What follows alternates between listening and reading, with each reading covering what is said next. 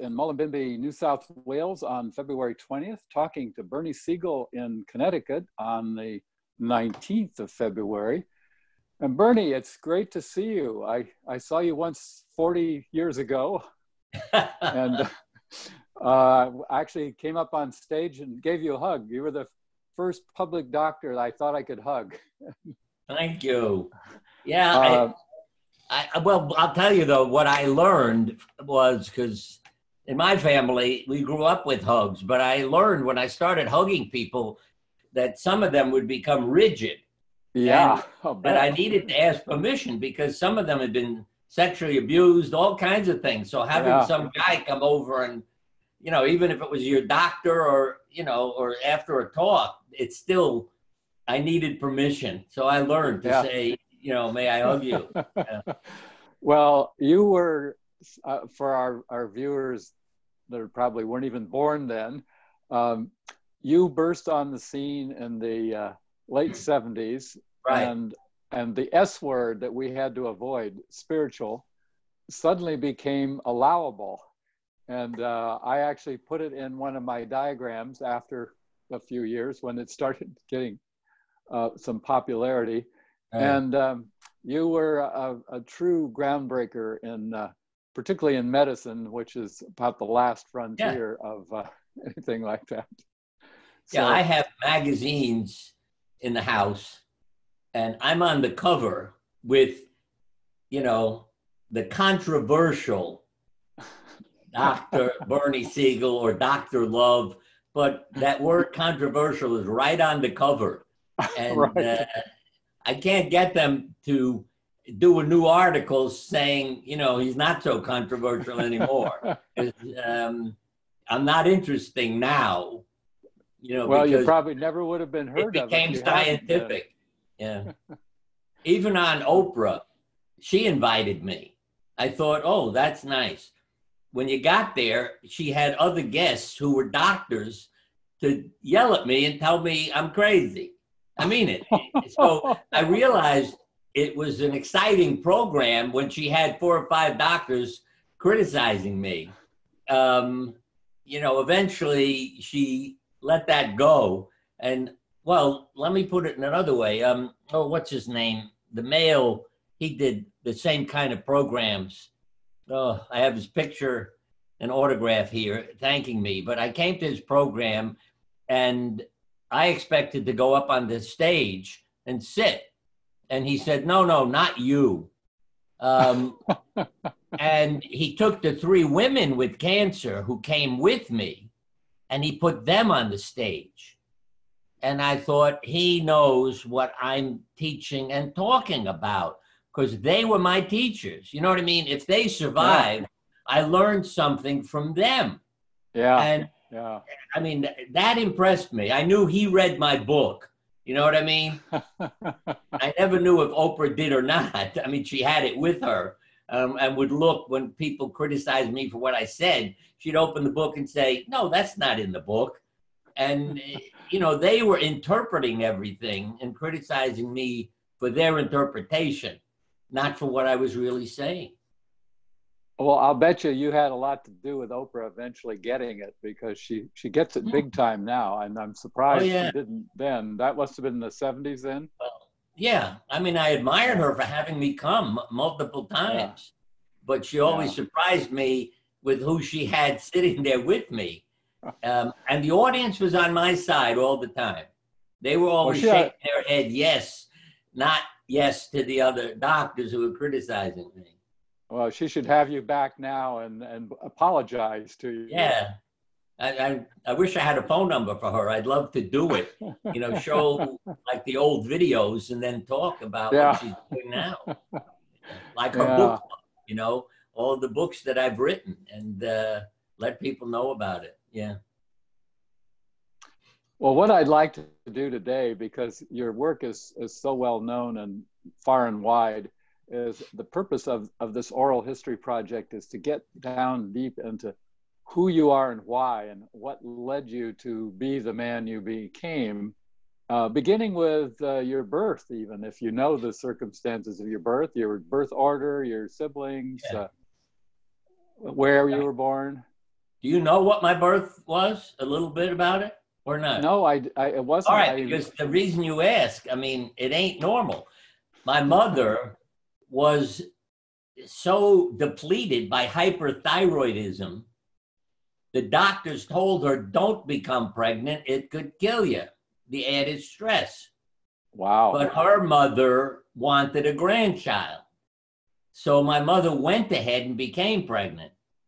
And when I heard about this, I didn't hear these stories until I was an adult who really knew medicine, because, you know, there were no pictures of me in the, you know, family album, but I never stopped to say, how come there are no pictures of me as a baby? I mean, it never occurred to me that, you know, they were avoiding me.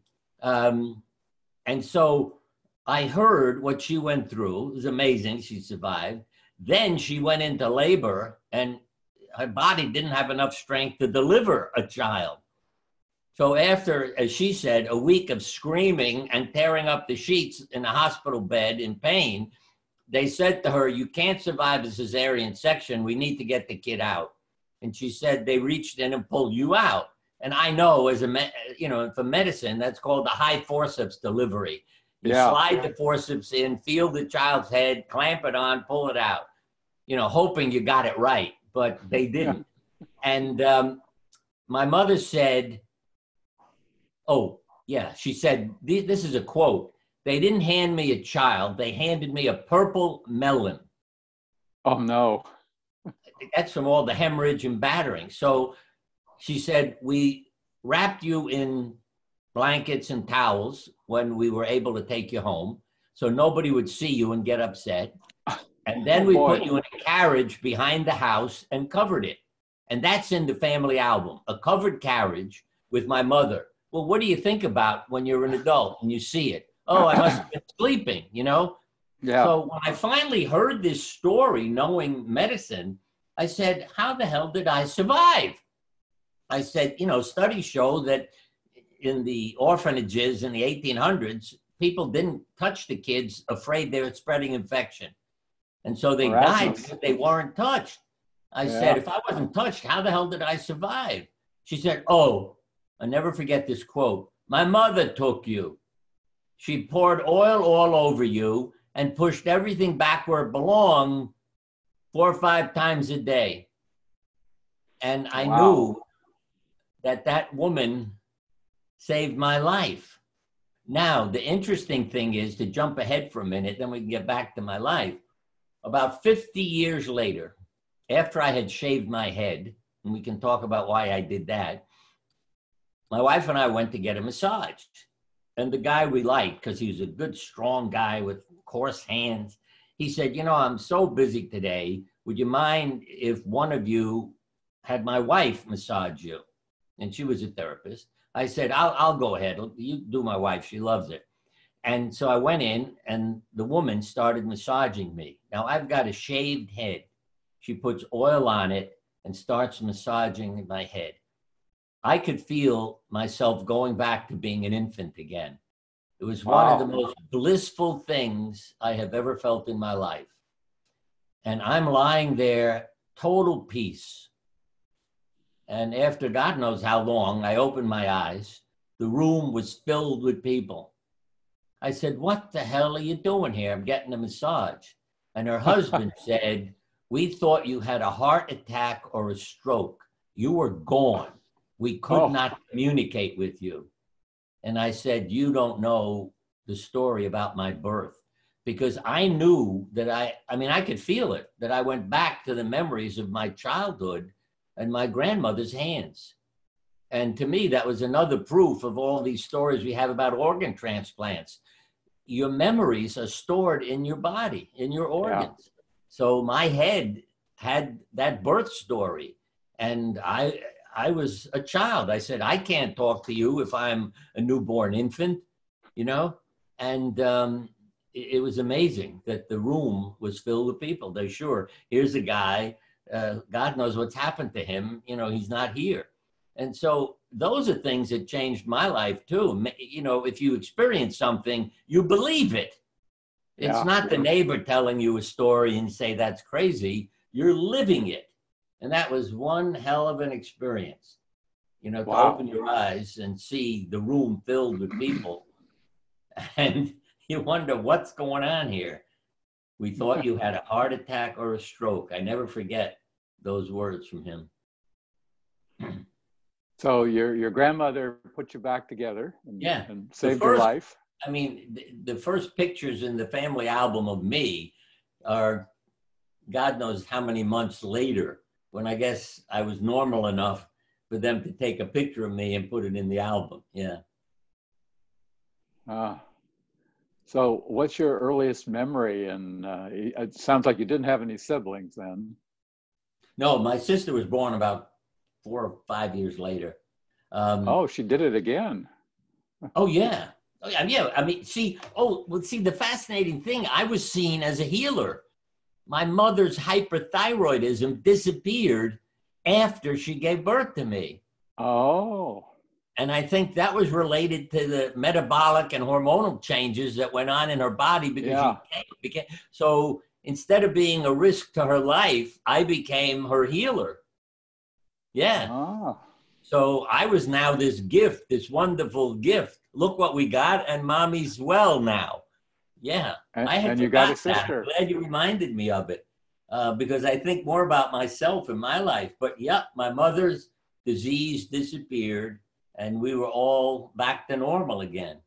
And you got a sister out of the deal. Yeah. How was that? Were you close or? Yeah, we were two really bright kids. I'm sorry, I'm laughing, but the thing that drove me crazy, my sister was always a devil. I mean, she was a bright kid and just devilish, you know, doing things.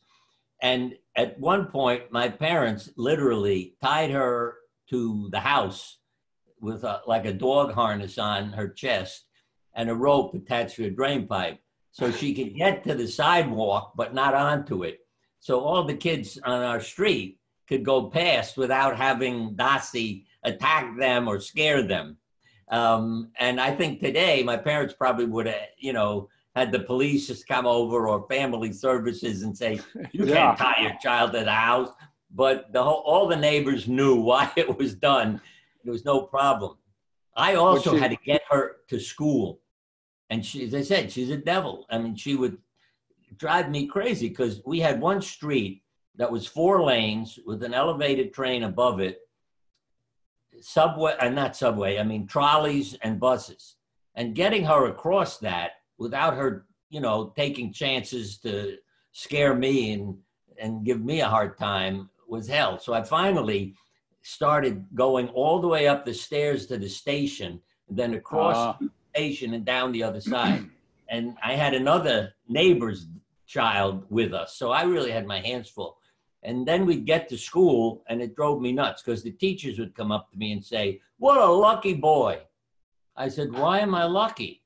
You have a wonderful sister. She's blonde, cute, lovely clothes on, so smart.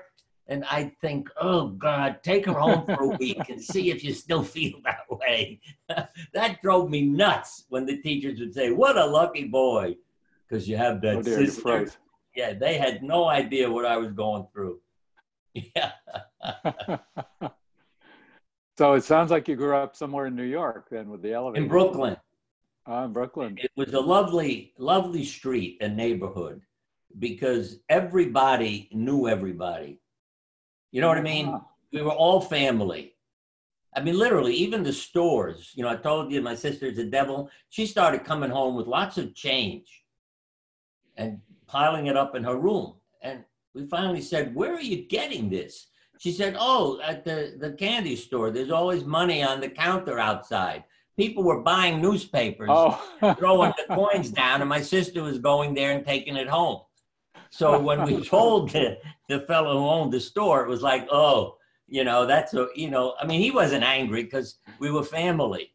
And, you know, he didn't demand that we pay the money back or anything else. But you could go into any house and be accepted. And that was one place that I wrote a story about this for a book. People were putting together stories of growing up Jewish. My friend Carmine Berzamato, was across the street. And I met Jesus in his living room because I didn't know who the guy was, you know, on the wall, the picture. And we were best of friends. So we took all, if it was a Jewish holiday, he stayed home with me. If it was a Catholic holiday, I stayed home with him. Our parents never knew that either, you know, that we were taking extra days off. But one of the funniest mornings, I went over there to get him to start going to school. And his mother said, hey, you want some breakfast? We're not quite finished. I said, sure. I said, what is this good thing? Tastes wonderful. She said, it's called bacon. So I said, oh, I have to tell my father and my father-in-law, I mean, my grandfather about that. So we get that night, I told him, I thought he was going to faint because he was an Orthodox Jew who had escaped to this country to save his life in Russia. They were trying to kill him because he was Jewish. And, but see, he didn't run across the street and yell at them. You know what I mean? It was okay. You know, so everybody could laugh about it, but we weren't arguing or why did you feed this to my grandchild? You know, that kind of thing. Yeah. Well, my mother grew up as a teenager in Brooklyn. I'm wondering, she'd be a number of years older than you. She's been dead for some time, but she might have been in the same neighborhood. What neighborhood were you? We were I went to PS 226, then PS 96 was a junior high, Lafayette High School. You can ask her where she went to high school. That would she actually went to the Packer Institute, which is like a finishing school. Her father had owned a hotel in Elizabethtown, then they lost it in the Depression. So then she married a country doctor in Ohio. That was a big change. Yeah, and off she went. So how was school for you? You did well? And I did very well. They had something called rapid advancement. Mm-hmm. It's like you could be in 7AR, you know what I mean? And if you got a certain score on your IQ and exams, you were put into that course. So you did basically, let's say, a year and a half in a year. So after a couple of years, you had really done 3 years. So I graduated young. I was a couple of years ahead. And my folks moved to Westchester when I was a senior in high school. And they put me in the wrong class because they didn't know what I was going through in, you know, Brooklyn. And I went to the principal. I said, I've done all this stuff. I explained to him the course of rapid advancement. And he was a good soul. And he said, okay, you're a senior. I'll make you a senior. But he could also see that I was young and immature in a social way. And so he told me where to go to college, to go to Colgate. At that time, it was a small, you know, there are about the same number of kids there that were in high school, like 1,200, 1,300 kids, all boys in the middle of nowhere in upstate New York. So he knew I was not going to get into trouble if I was in the middle of snow piled up around me and all that stuff. And so I did. I went to Colgate. I got scholarships to college and medical school. In those days, they had New York State scholarship. If you lived in New York and scored the highest, you know, scores on this statewide test, and then went to a school in New York. So you had to live in New York and go to school in New York and have a high score.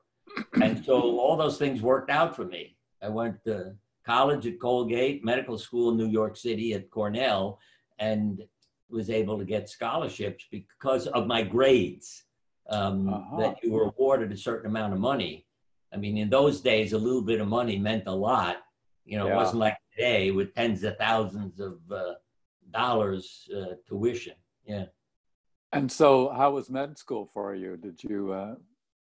Well, yeah, I wasn't normal in medical school because I don't know how all these things worked out, but Elizabeth Kubler-Ross used to say to me, Bernie, there are no coincidences. I got a job as a counselor at a day camp in Westchester for the summer. And we were taking care of first grade boys. and this lovely young lady was taking care of first grade girls, and very attractive. I never thought she'd ever go out with me, so I never bothered to talk to her about it. But one day we were at the pool, and I said, it's really nice that they keep the pool open at night so we can come over and get a swim, when the day's done, or to cool off if it's a hot night. And she said, "Are you asking me out on a date?" Those are her exact words. And the answer was no, but when she asked it, I said, "Oh, yes, of course." So she said, "All right." And that's the woman who became my wife. Wow. And we were married after I finished my first year of medical school. So for me, medical school was a different experience. I had to travel an hour on a subway to get to school in Manhattan, because my wife was teaching on Long Island. So we were halfway, between where we had to go every day. But to me, life had real problems, not just what grade are you getting. I learned at the end of my third year that I was in the top 5 or 6, in the top 5 students, I think, because if you were in the top 5, you were made a member. Like at college, I was in Phi Beta Kappa. At medical school, it's called Alpha Omega Alpha, AOA. So if you were automatically put into AOA, it meant you were in the top, it was 3, 5, 6, I can't remember how many, but you were in the top few students in the class. And so you automatically got into it. You didn't have to take any tests or anything else. And that's when I learned how good my grades were, because I had no idea. They didn't give you grades there. See, that really? Again was my college zoology professor. He said, "Look, you go to Cornell. They don't give grades." He said, because you get crazy. You like getting all A's. And he said, so if you don't know, you won't knock yourself out, over studying or worrying. So I went to Cornell, and I had no idea what my grades were. The only thing they did, which I think every college should do, the lowest 25% in the class were told, you're in the bottom quarter of the class in terms of your grades. So what does that do? Get to work. It makes them work harder. So it elevates this, the grades of the whole school. And I thought that is such a clever way of doing it. If every high school only told the students who were at the bottom they were there, those kids would go home and study more, and then the whole class would be at a higher level. Of course, if they come up, then other kids may fall to the bottom quarter. So and then they'd have to work harder. So you'd keep moving it up. Yeah, spiral. But my father took care of all our expenses. He was really a good guy, because I had no money. Anything I ever earned, I gave to him, because he was paying all the bills. So he said, "Yes, you want to get married? It's okay." And I'm laughing because, if your father's paying the bills, we had to get an apartment. And my mother came over to visit us one day, and she said, "Why are you living in this awful place?" I said, "Because Dad's paying the rent." I wasn't going to go into some elaborate, apartment house and take a room on the top floor kind of thing. So we went into this little, boy, all these stories you're bringing back up. In the ceiling of this apartment, there were round circles, dents through the whole place.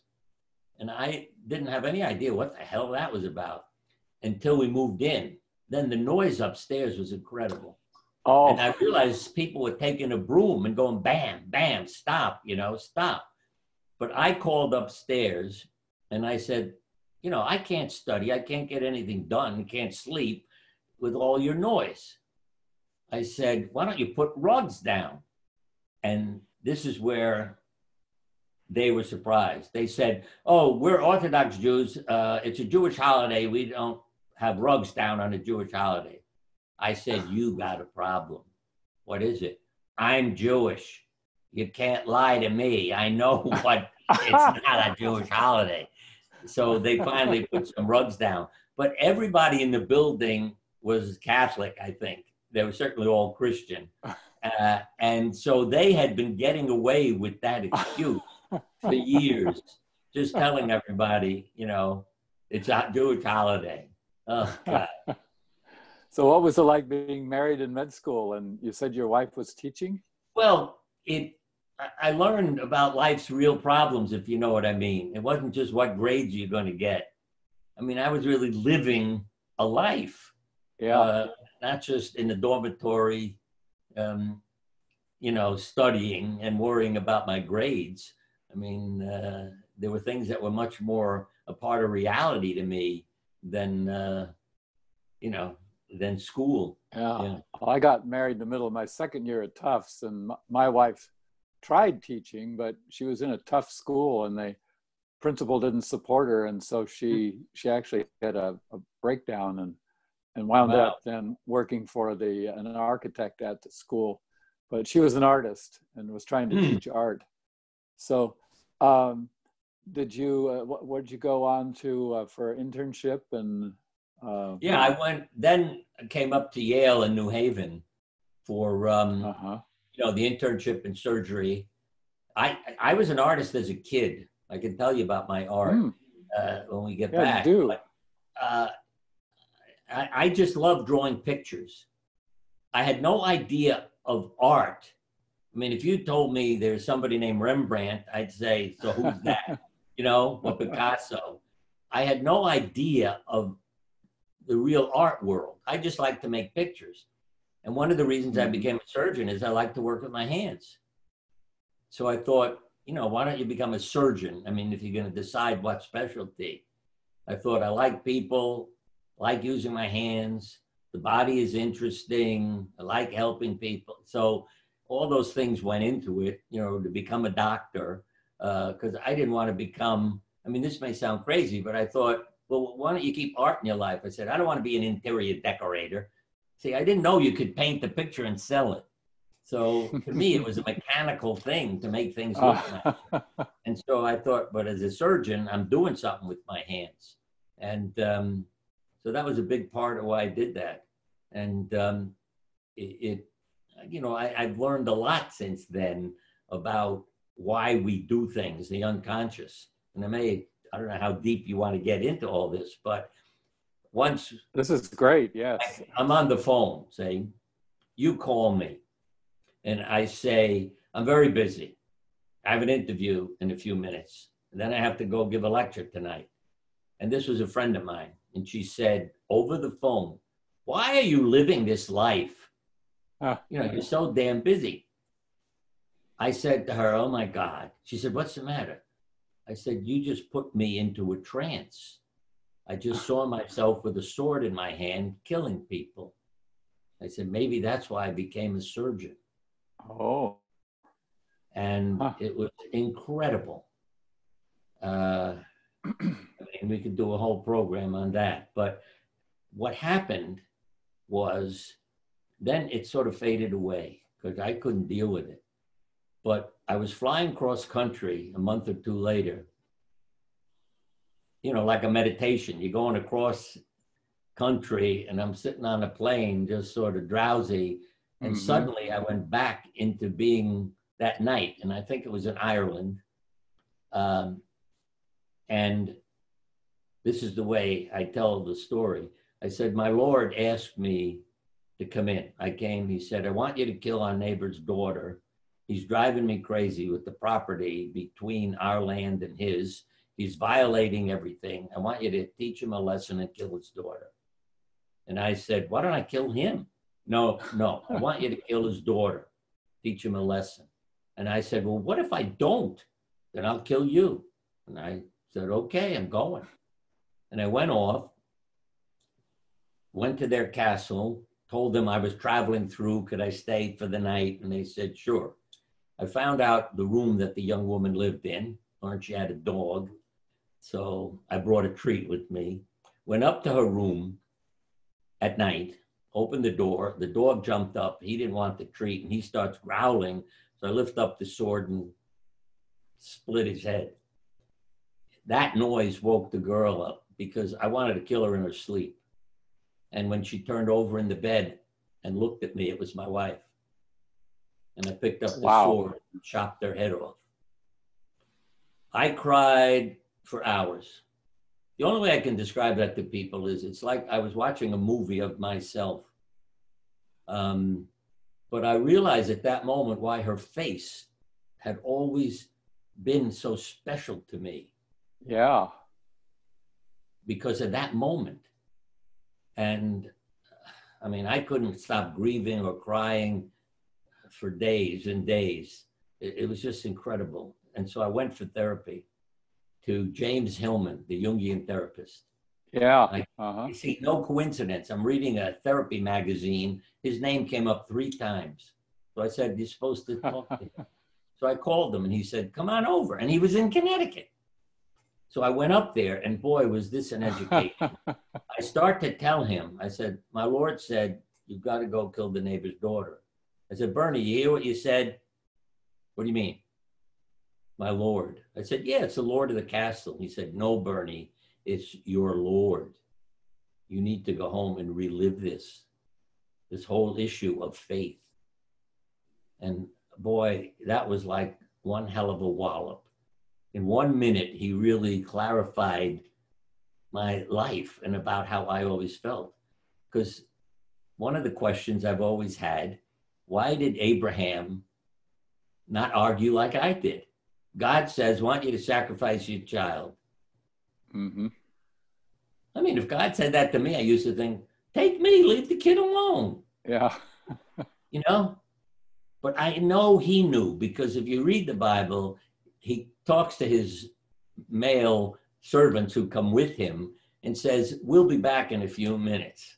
You know, I thought, why didn't he say, I'll be back if he's going to end his son's life?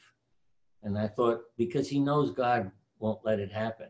And the other was Jesus, because my personality, if I were Jesus, I would have performed a miracle and jumped off the cross and said, do you see what I'm capable of doing? So would you all sit down and listen to me now about life? But they knew that they had real faith in their Lord, and that if they were going to do the greater good, so to speak, they needed to have faith and listen and go ahead and do those things. So they're still teaching me.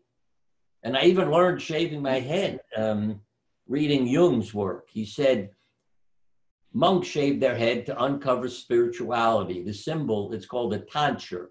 That was the word he used, T-O-N-S-U-R-E. Yeah. And it uncovers spirituality. And when I read that, it was like, why didn't I have a therapist then? Instead of shaving my head, not even understanding why I had to. I mean, I went into the barber, this was in the 1970s, and said, you got to shave my head. I mean, he said, I shave your head, your kids will kill me. You know, because they had their hair down to their shoulders in those days. And yet I lied to him. I said, oh, I'm going on vacation tomorrow, so go ahead. So he did it for me. But nobody in my family knew what was wrong with me. You know, my wife almost fainted when she saw me. But they accepted me. I mean, they all knew I'm crazy. And they've all been my teachers. I always say that what we need with each other are what I call like key words that nobody's saying to you, you're a dumbbell, you're an idiot. Why do you act like this? You see, if I told the family I'm getting an award that's been given to people like Mother Teresa, what do our kids say? Oh, I guess they've lowered their standards. So, you know, I have a book coming out. What are you calling it? Out of My Mind? Or if I was a problem in the house, my kids would say, I have 5 of them, Dad, you're not in the operating room now. See? Because I used to have a pin with the word attitude on it that I'd give patients. And one family, what they would do would walk over to the husband, take his his pin and say, Dad, straighten out your attitude. So they weren't criticizing him, but they were letting him know he was not acting like a survivor. See? So for the kids, it was, you're not in the operating room. And for my wife, you're so handsome when you're angry. And then I'd bust out laughing and calm down. But so again, the family was a place where we weren't criticizing we were yelling, but not criticizing each other. And I made it clear to the kids that I yell because I don't like how you're behaving. I'm not yelling because I don't love you. I'm yelling because I don't like what you're doing. Yeah. Yeah. Well, going back to why you shaved your head, you just had an impulse to do it, and, Yes. and then you. I had no idea why. I just had to do it. Well, I you mean, may have set the trend that is so popular today. You were like the pioneer in that too. Okay. You know, the unconscious is speaking to me. And I think a lot of people have no idea why they shave their head. But they've done it because there's meaning behind it. Yeah.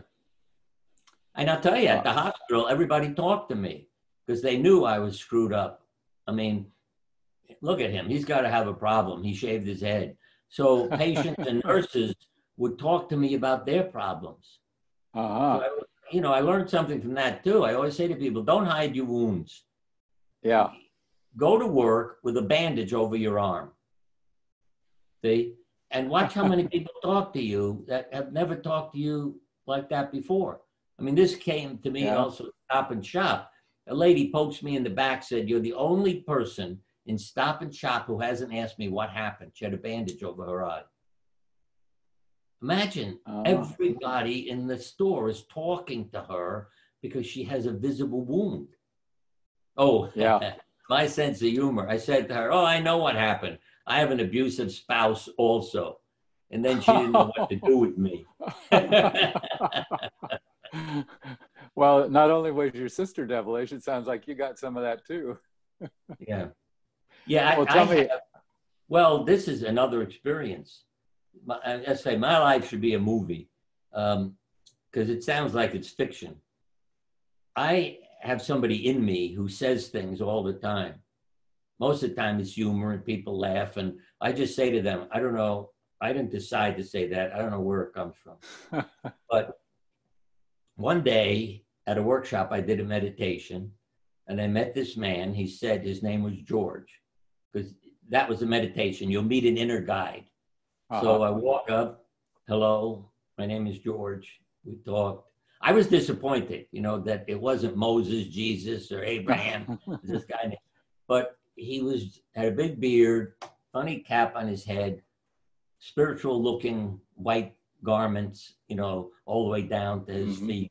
And George, one night, a few years later, I'm speaking at a spiritual place called Mercy Center. And I realized I was not paying any attention to my notes. I was just standing there talking for hours. And I thought, but what you're saying is better than your notes. So just keep talking. At the end of my lecture, the first woman who came up said, I've heard you before, that was better than usual. And I said, I agree with you. The next person said, there was a man standing in front of you for the entire lecture. So I drew his picture for you. And it was George. George, huh? Yeah. Now, as I say, this is not a normal man, if you know what I mean.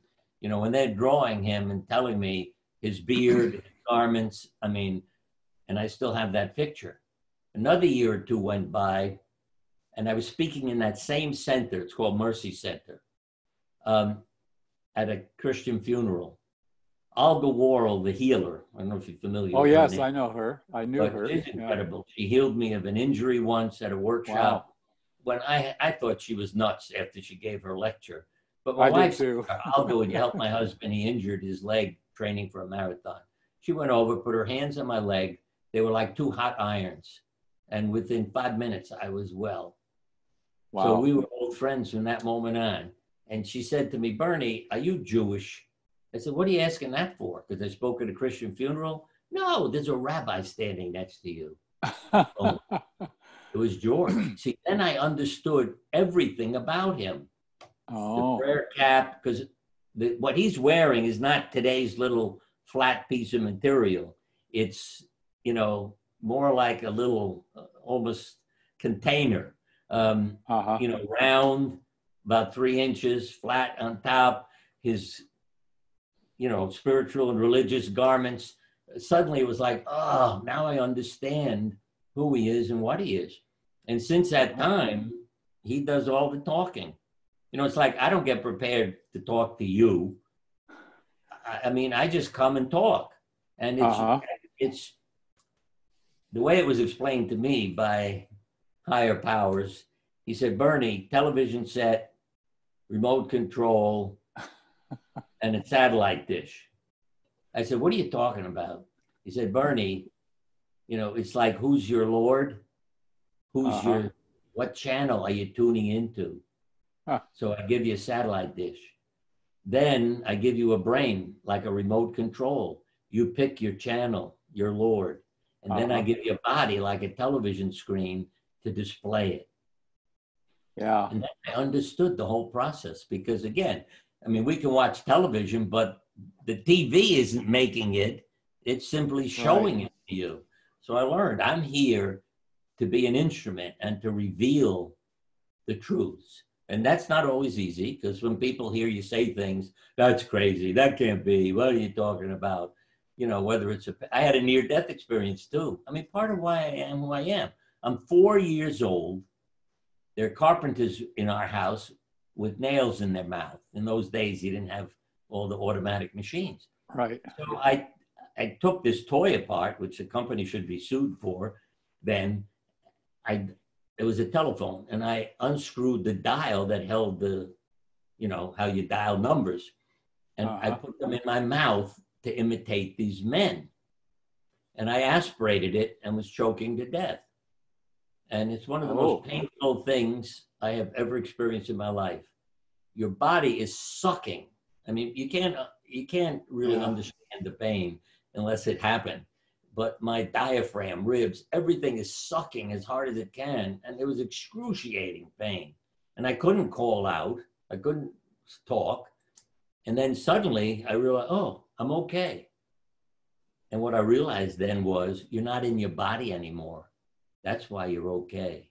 The way for people to understand, I always said, I'm up at the ceiling looking down at the kid on the bed. See, that was the other thing I heard myself saying. Why didn't you say you were looking down at yourself? Why did you say I'm looking at the kid on the bed? And I realized, because you're not that kid. You're not that body. See, yourself is who you are. Out of your body. That spirit, soul, whatever you want to call it, consciousness. See, that's who you are.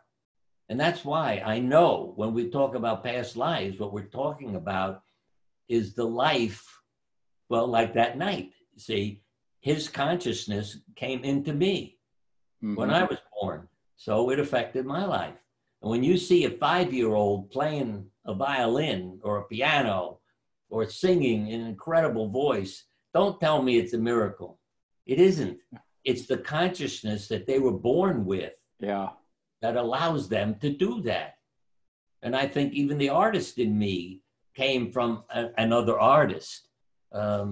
Whereas sounds, I mean, you could leave me at the piano for 3 weeks and I couldn't learn to play a song. And some of our kids would walk over to the piano and in 10 minutes they'd be playing something. It's like, how can you do that? But you see, it's what's in them. It's not that they ever had piano lessons.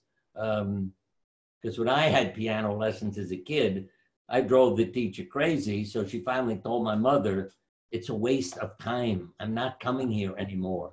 Because I used to make the keys sticky. So when you start to play, your fingers would stick to the keys. And I knew she was coming to teach me. And she said, he does not want to be a pianist. Stop. So she let me go. But it's all those things that are stored up in us. Say more about your art. Are you doing any, was it paintings or drawings? And are you When I started, well, 2 benefits from it. I always say this to people. If you do what makes you lose track of time. Flow. It's the healthiest state you can be in. Yeah. You cannot age if there's no time. Yeah.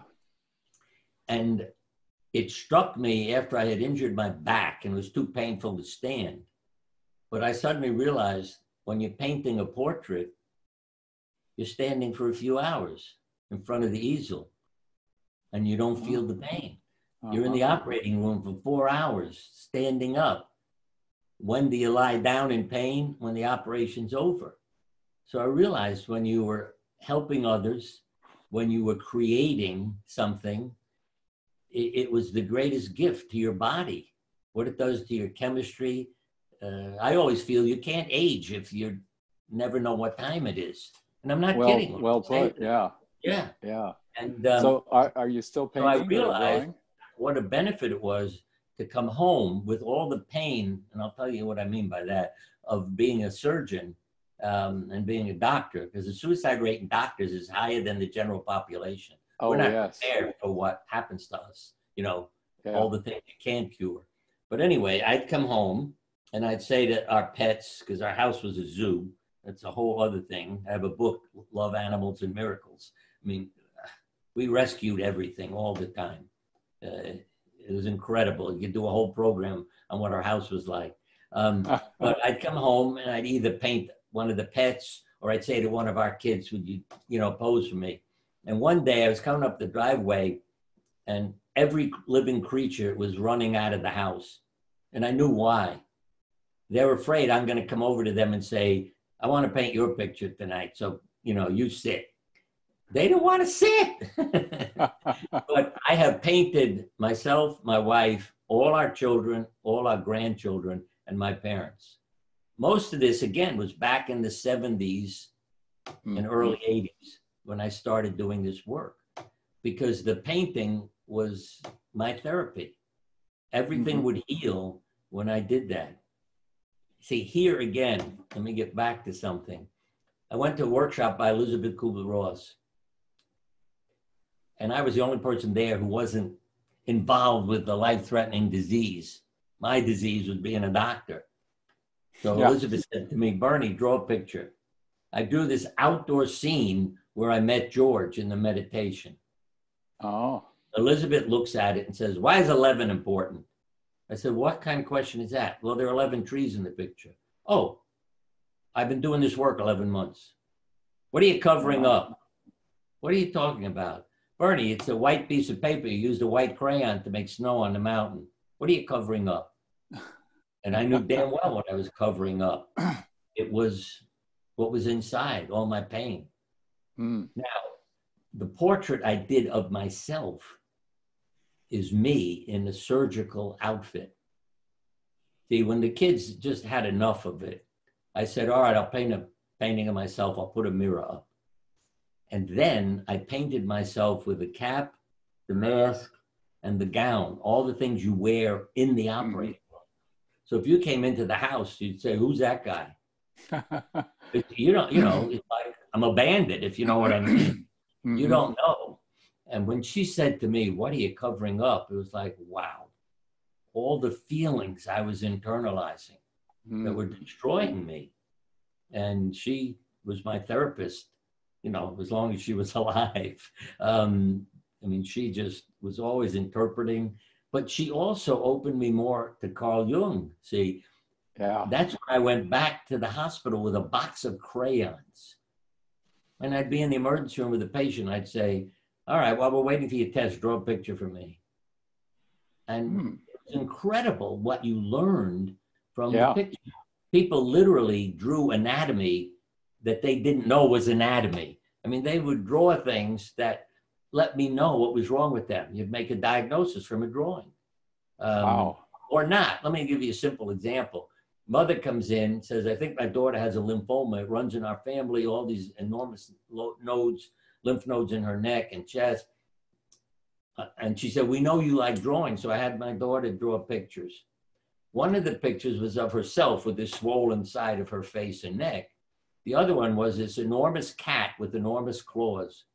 I said, don't worry, your daughter's okay. She said, what are you talking about? I said, she has cat scratch fever. Look at the claws on that cat. Oh, wow. When we took out the node, there it was, the infection, and, the culture showed the bacteria for cat scratch fever. But it was things like that, and it changed the hospital a lot.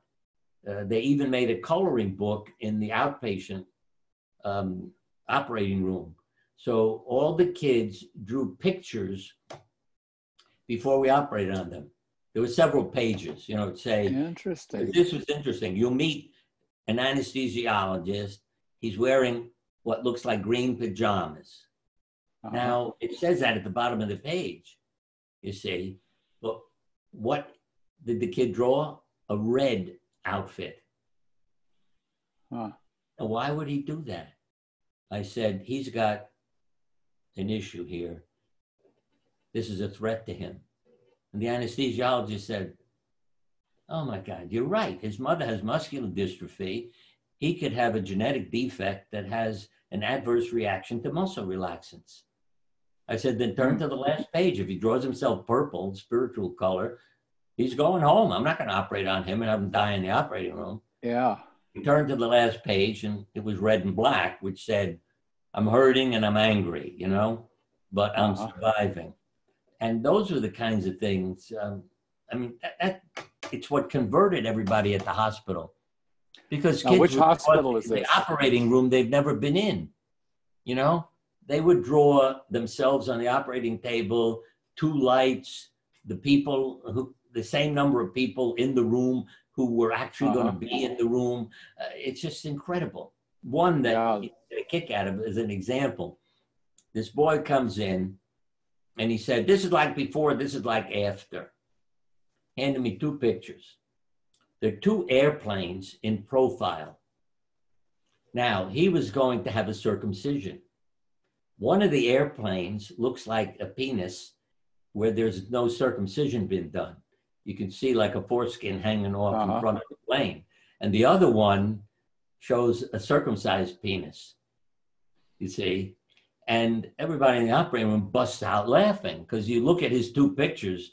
This is like before, this is like after. Those are his words when he hands me the pictures. And everybody knew it's uncircumcised and circumcised. Now, where the hell, you know, where that came from and why he did that, I can't answer. It's his unconscious, you know, knowing what's coming and what's going to be. But that's the kind of thing that converts people in the hospital, you know. Now, because which hospital was this? It sounds like... At Yale, okay, and, Yale. You know, they were inpatient and outpatient. Yeah, at Yale. Well, there was one called the Hospital St. Raphael. That's part of Yale now. But it was all the hospitals in New Haven, in town where I work. So you're creating a major transformation in your career, and it's also affecting the people around you. And when did this occur? Early 70s? Or what? Let's get back your time. Yeah, I mean, I really, let me say, I have they can look at my website, Bernie Siegel, MD, but one of the books I put together is The Art of Healing, and it shows some of the drawings. There are books by art therapists and Jungian therapists, The Secret World of Drawings, Life Paints Its Own Span. I mentioned those in my book because, see, they're not doctors and they don't know anatomy. What's her name? She did The Secret World of Drawings. There's pictures by children who don't have trouble drawing. You know what I mean? They're not worried about, I'm not an artist. Right. As adults are such a pain. I'd say, draw a picture. No, I'm not an artist. I'll have my kid draw it for me. They're so afraid of failing. But anyway, the quote to me was, Jung was fascinated by the somatic aspects of the drawings. And I said, yes, because he knows anatomy. If you're an art therapist, you don't see anatomy. You know what I mean? Yeah. You're interpreting psychologically. But that was the part that I think really got me going because of all the things I could see. And then, you know, would again reveal it to art therapists so that they would begin to understand there's more to it than psychology. There's also the physical presentation. So all this is leading up to your publishing your first book, probably, and it sounds like there are various steps along the way of your transformation. Because one person said to me, you know, you could help more people if you wrote a book. I said, I really had no talent at writing. See, as a kid, I was an artist. The only C I got in 4 years of college was in creative writing. And when I told Colgate I had a bestseller, and if they raised my grade to a B, I would have high honors. They wrote, you know, I'm doing it out of humor. They wrote a serious letter saying you can't alter grades after you graduate. I thought they don't have any sense of humor, but it you know it just again it showed me where my brain was, because a couple of our grandchildren are incredible authors. Oh, I don't mean that they've written books, but one has shared stuff in a book with me. The other just got into college and he sent me 2 stories. And I could never have written like that. You know, I was thinking too much, you know, like the science major. And so what I wrote wasn't something that was pleasant for people to read or interesting. Well, did you have help with the first book? Did you have an editor? What I didn't write it. I talked it, the first book. Oh. See, I can write now. I mean, I know how to let go, but the first one, I just sat down and talked, you know, like I'm talking to you, like George is talking, hours and hours and hours. Then we gave it to a writer who typed it up and put it into a book. And then also my wife could read it and she could say to me, that doesn't sound like you, honey. And so we would, you know, edit what he did. Right. So it came out as me talking to the people who were reading the book. And after that, I got better at it because I began to understand what was going on, if you know what I mean. I could write letters, you see, without a problem because I wasn't thinking when I'm writing a letter, I'm writing to a person. So I learned that, I don't know who said it to me, but write a letter to everyone, you know, and that's what you begin to do, and then it works. So I've become a storyteller also because when you talk to medical people about studies and journals, and they fight with you if they don't believe the same things. Yeah. And what do I mean? They say, that's a poor journal.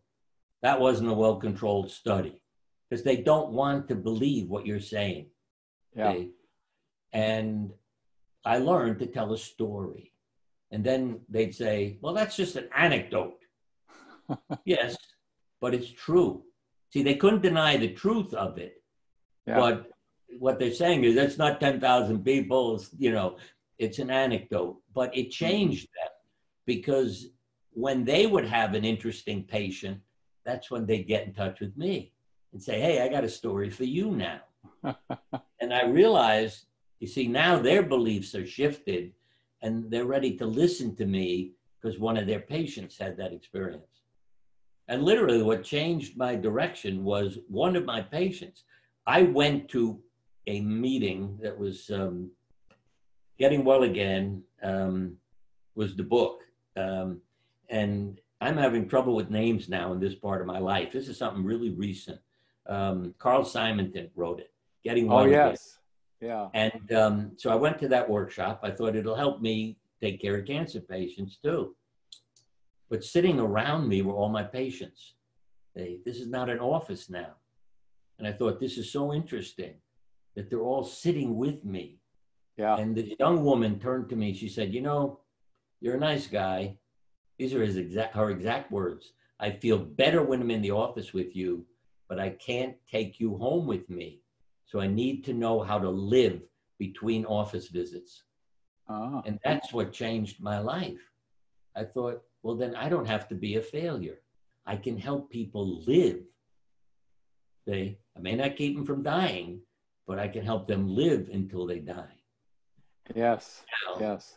The ultimate answer is that you learn when you help people live, they don't die when they're supposed to. But suddenly, you know, even people who are told you have a few months to live, all right, then let me do what I want to do. See, let me buy a house on the ocean. Let me quit my law office and play the violin in an orchestra. Yeah. I'm moving to Colorado to die in the mountains. It's so beautiful. Yeah. I bought a dog. I put in a backyard wildlife habitat. These are people, when I called up to ask why I wasn't invited to the funeral, they answered the phone. And the one that was a classic that should be the title of a book Yeah. in Colorado, I said, I called to ask why your family didn't invite me to the funeral. And he answered the phone. He said, because it's so beautiful here, I forgot to die. Those are his exact words. It was so beautiful here, I forgot to die. And you realize, well, Solzhenitsyn. See, I always say, read fiction if you want to know the truth. Why? Yeah. What are you talking about? Because they are observing the world and writing about it. Yeah. See? And so I'm reading Cancer Ward by Solzhenitsyn. What does it say? One of the men walks into the ward, says, look, I found a book in a medical library. It says here there are cases of self-induced healing, not recovery from treatment, but actual healing. And it was as though self-induced healing flooded out of the great open book like a rainbow-colored butterfly, and they all held up their cheeks and foreheads for its healing touch as it flew past. That's the truth, you see. I learned when you said to people, why didn't you die when you were supposed to? They always had a story. What's the symbol?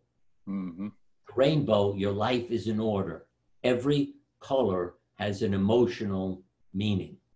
The purple spiritual, red is emotional, yellow is energy. Every color. So you give people a box of crayons, they're talking about what's in them by the crayon they use. And the other was self-induced healing, the rainbow-colored butterfly. What's the butterfly? It has to struggle to get out of a cocoon. And that's what, if you're going to heal yourself, you have to struggle, create this new life, and create harmony. And what doctors call it, and still, somebody comes in and their cancer's gone. Oh, you had a spontaneous remission. Yeah. Hey, stupid, why don't you say to the patient, why didn't you die when you were supposed to? Because that's what I would do with people.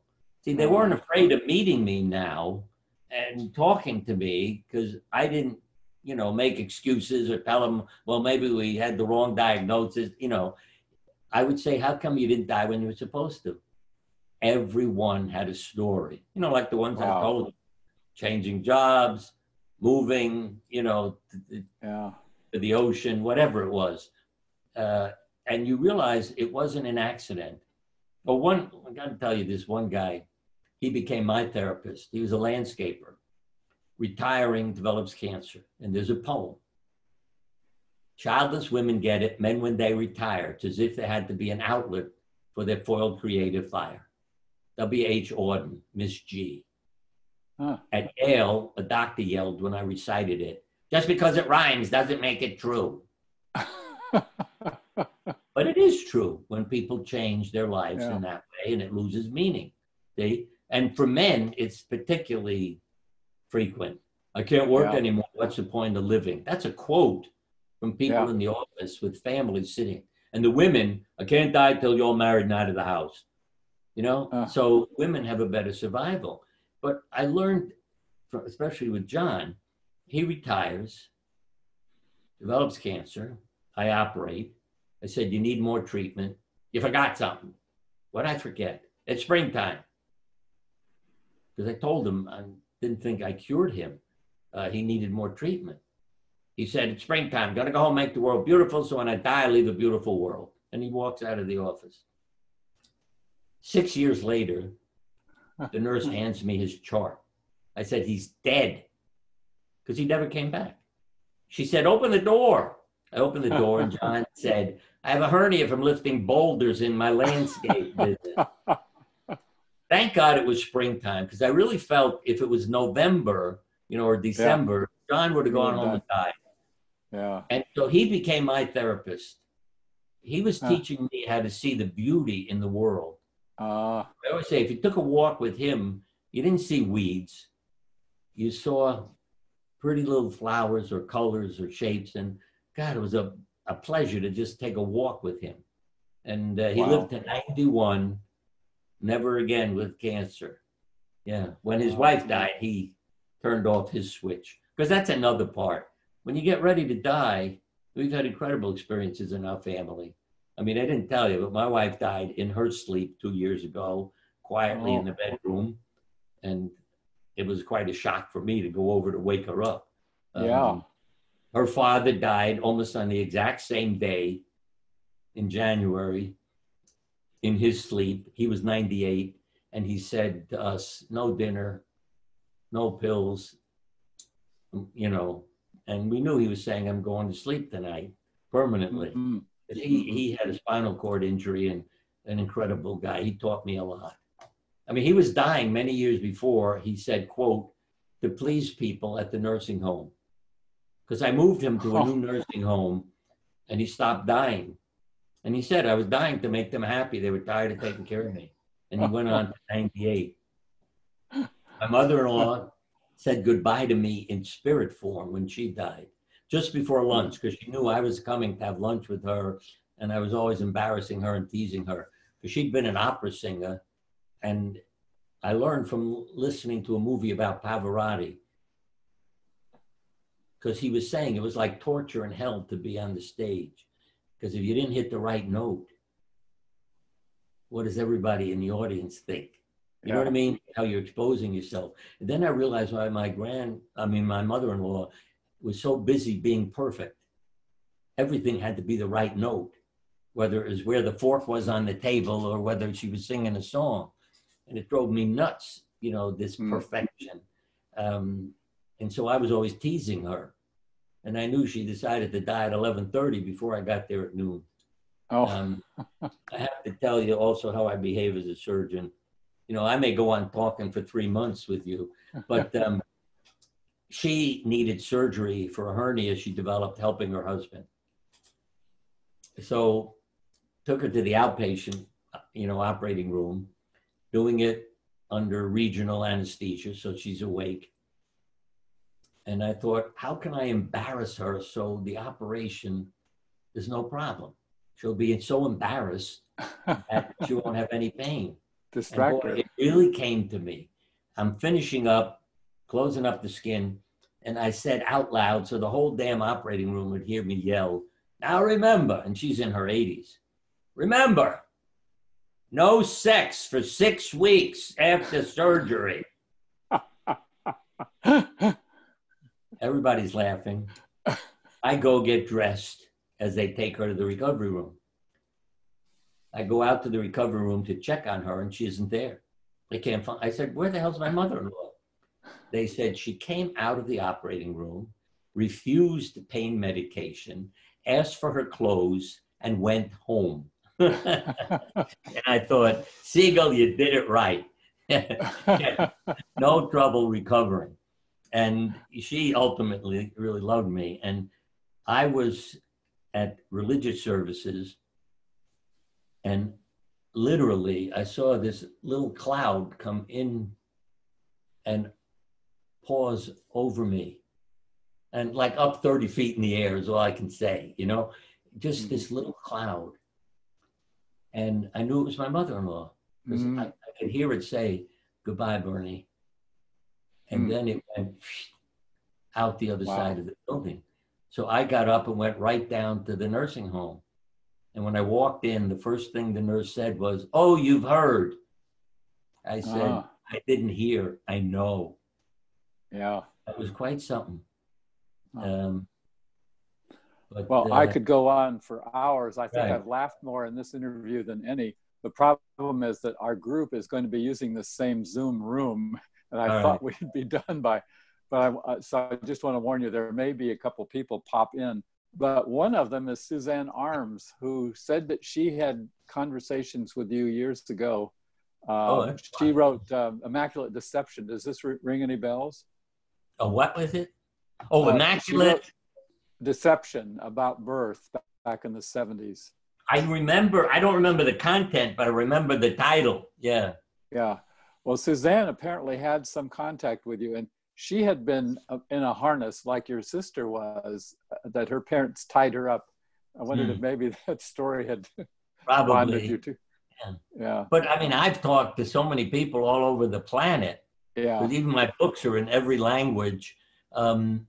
So, and as I said, I have trouble with names. It's been a lifetime thing. Because I would walk down the street, my wife would say, why didn't you introduce me to those people you were talking to? I said, because I can't remember their names. Yeah.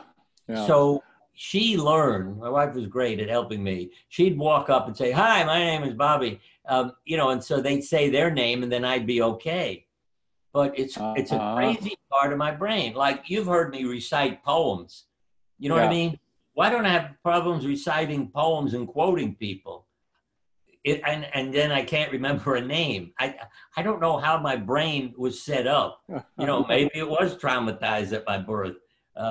But it's crazy. My visual part of my brain is fine, but the writing part, the word part, has difficulties.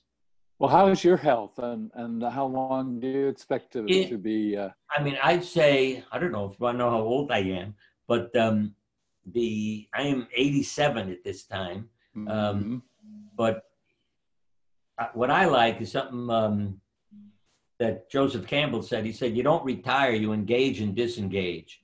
So I'm still too busy doing things. I mean it. I hear the phone ringing. That's one of our kids checking on me to make sure I'm okay. But I also still have a lot of pets, and I really think it relates back to my past life, because from the time I was a little pipsqueak, I kept saying to my parents, "I want a dog, I want a dog, I want a dog." But they didn't want a dog. I had one for a week, and that's all. But my health problems are related to injuries I've had. That's a whole other story. Falling off the roof. I got to tell you that one, why I know I have an angel. And people going through red lights and stop signs and completely, you know, wrecking my car. And it's amazing I'm still alive. You know, and before seatbelts, I was thrown out of the car into the middle of the street, but nobody ran over me. But anyway, the problem I have now has to do with balance. And at first I also had vertigo, which again, I used to teach myself, because I say to people, how would you describe your experience, what you're going through? One woman, she was in a lot of pain. It's pressure. To make a long story short, what fits that in your life? My marriage. Her pain went away and she went home to straighten out her marriage, see? What's it like? Failure. She had cancer. What's failure in your life? Well, my body failed. I said, that's not my question. Oh, my parents committed suicide when I was a child. I must have been a failure as a child. What a difference, you see, for her to look. And for me, often I felt that the balance and vertigo were, take a rest, lie down. You're doing too damn much. So my body was saying, we don't want you to stand up. We want you to rest. So I take time now when I rest, but it's what's called proprioception. It's still a matter of balance. It's like if I'm walking out across a field, which is uneven, I don't feel so comfortable as if I'm walking the dog, you know, on pavement, because I can rely on its flat and what's there. So that's the one problem. And I'm getting therapy. I mean, physical therapy. I'm doing all kinds of things. And I have fun with things. Because I said to the therapist today, why don't I fake an accident with your equipment and sue you, and we'll split the money.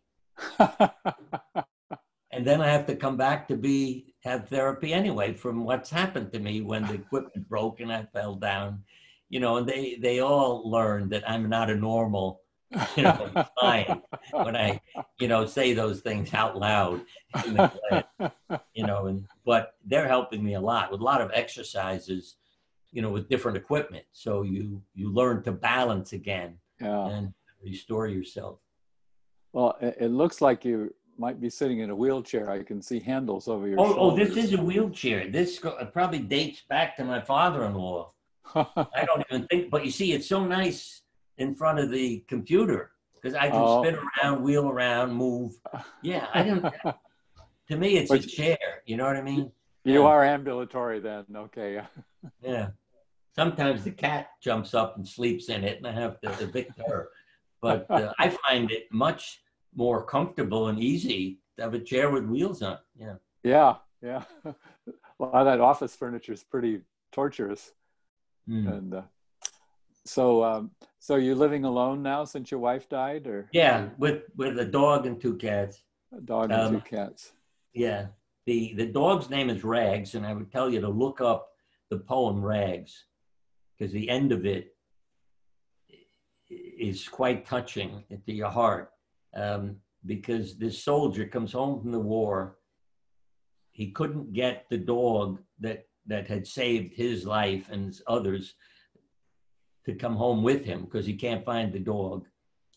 But when he goes back to medical school, and that's when it was a knock on the head for me, he walks into the lab and there's a dog cut open on the table. And it's the dog he wanted to rescue, named Rags. And he goes over to the dog and it licks his hand before it dies. And see, that's the nature of animals and love. Yeah. He doesn't bite them. He licks his hand. And it's Rags, Edmund Vance Cook. Mm. I mean, I often tell people, if you don't know what to do, WWLD, ask yourself, what would Lassie do? And then go do that. You know, that's the kind of role model we need. But when I read that poem, I adopted this little guy who looked so sad at the shelter. Brought him home. And let me say this, that the thing we didn't get into is the spiritual, the voices I hear, and I mean that literally. Mm-hmm. I hear voices and I do what they tell me, whether it's what parking space to go into or, you know, or some other chore. And I do all those things. And I'd say that ought to be another subject, another program we do. How conscious soundless. We have a guest here. Right. Do you want me to leave now? Well, I just want to wrap up that this has been a delight, and I would like to do another session with you, Bernie. Right. This has been fantastic. But some of the spiritual things since my wife died, as well as other family members, have been incredible. And one of the favorites, you remind me, of a called Pennies from Heaven.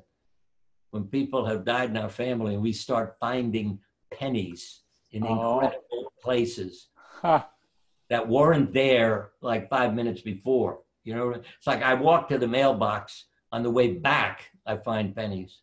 Why didn't I see them on the way down? You know, that kind of thing. It's amazing. Well, Bernie, this has been such a delight, and I'm so glad to get to know you in this way. And thank you. Thank you so much. Well, you're an easy person to talk to, which is unusual for men. Easier to talk to women. Thank you. Well, take care. All right. Bye-bye.